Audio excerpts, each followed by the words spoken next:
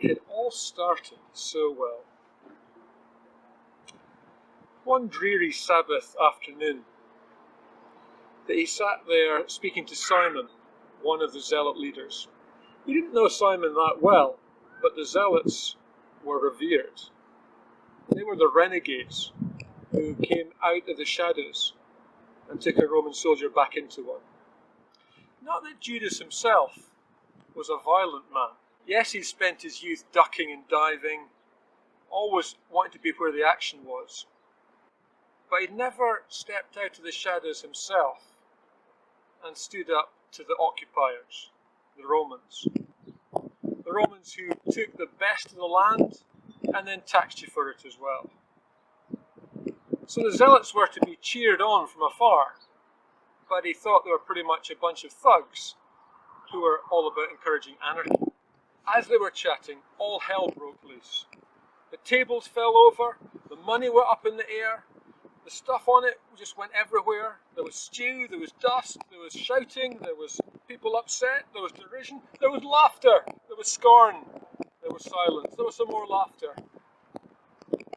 In the midst of all of this, Judas stood up and he found himself looking straight into the eyes of a stranger. A man whose eyes looked as if they'd been polished all morning, into whose eyes it looked like you could push a camel. This for Judas was something terrifying and fascinating. "Are you coming this way?" the man said to him. Judas looked and he gesticulated with a thumb. Just take one or two ideas to change the kingdom. Fascinated, Judas trotted after this enigmatic figure.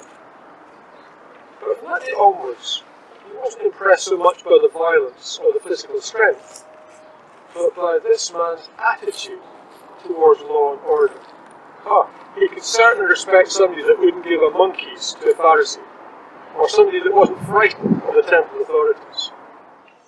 But as time went on, the teacher, Jesus, spent too much time out of town, too much time on the hills, outside with oddballs, a notorious woman.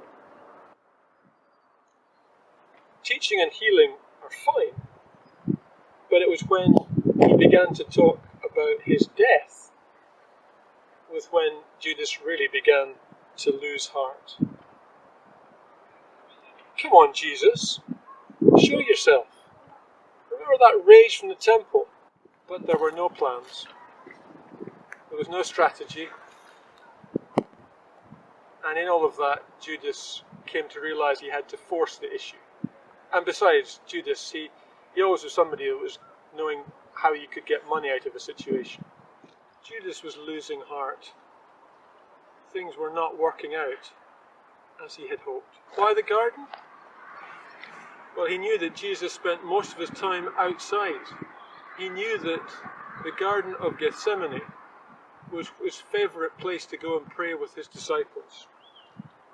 The Garden of Gethsemane was a scrappy garden. It wouldn't have won many gardening awards. It was at the foot of the Mount of Olives, and the trees clumped there together. It looked like they were protecting each other from the violence of the sun. And those trees had stood there for hundreds of years, seeing pacts made, seeing human life come and go. People trying to work out what it's all about. A kiss. With night having fallen, the temple guards needed to find out, to know, which of the figures was the protagonist Jesus. Judas had agreed that a kiss would be the way he identified Jesus. The tenderness, the intimacy, a small act for a few bob, a simple act, and yet altogether a clear sign of identification.